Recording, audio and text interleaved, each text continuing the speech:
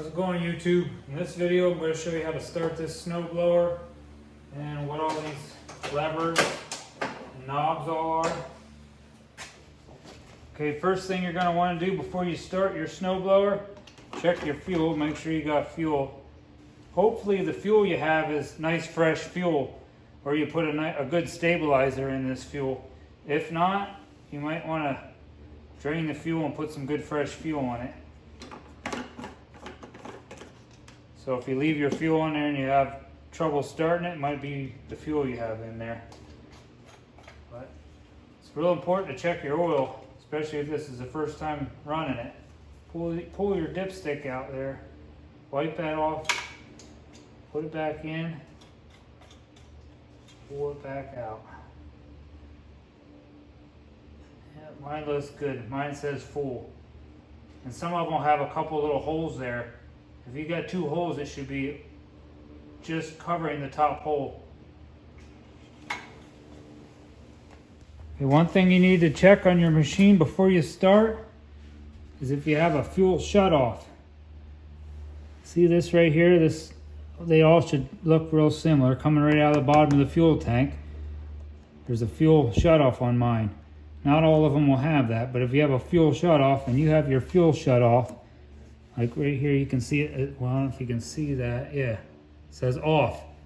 Mine right now is turned on. So if you have that spun to the off position, you're never going to get it started. So make sure your fuel's turned on. Okay, on this Tecumseh engine, which a lot of these snowblowers have the same exact engine, I got my prime bulb. This is my throttle. And then there's a little key here, which says stop and run. I think this is more just a safety feature. You can pull that out and take it in the house. So put that to, well, it doesn't say run, but don't keep it on stop. And then up here's your choke. Down here where it's smaller would be, the choke would be off. All the way up here where this little white is wider, the choke is completely on. So put your choke completely on. Okay, after you checked your oil, and you checked your fuel, and you made sure your fuel was on, now you got your key in the on position, not the stop position. Put your throttle maybe 3/4 of the way up. Take your primer bulb and hit this maybe 3 or 4 times. And then you can pull your handle, your starting handle here.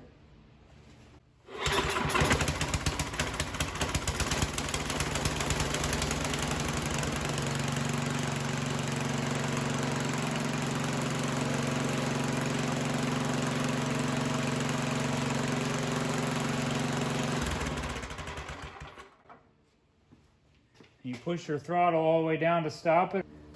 All right, mine started up the first pull. Now you seen how I had my choke all the way on, and when you get it running, you're going to crank your choke back a little bit. Maybe don't turn it all the way completely off. Maybe let it run 30 seconds or a minute with the choke on a little bit until she gets warmed up. Mine's in a nice warm garage, so it probably why it started so easy. But your second time you start this, after it's warmed up, you shouldn't probably even have to turn your choke on. Maybe if you have to turn it on at all, maybe just a little bit. All right, now I'm going to show you. Also, my snowblower has an electric start. If you have that, just make sure you have an extension cord that has a ground on it.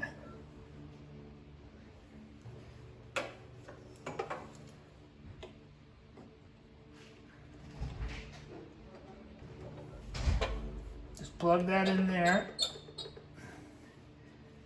You got your key on. Maybe I'll turn my choke on a little bit. Your throttle about 3/4 of the way up, and hit the button.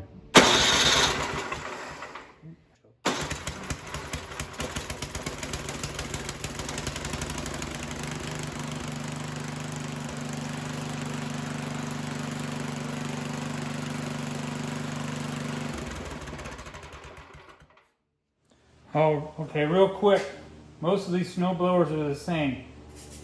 On here I got this little picture here, looks like the auger, snow flying out. So this one right here is going to get your auger spinning. Before you start rolling, you're going to want to push that in and get your auger spinning. And this side over here, push that one in, it's going to start spinning my tires and making this machine move. And this one right here, a little bunny and a turtle, that's going to be your speeds. So down here is going to go slow, all the way up here is going to go fast. And my machine actually has a reverse on it. So I have a slow reverse and a fast reverse. And that's pretty much it for them. And then down here, this one here is going to, you spin this, that'll spin your chute real easy. Okay, one more thing before you start snow blowing is if you get a clog down in here, never stick your hand in there. Because you can see this one, this is part of the auger. That thing is going to be spinning. You get your hand in there and it's not going to stop. It's just going to rip your hand off. And also that will be spinning. Here, I'll show you.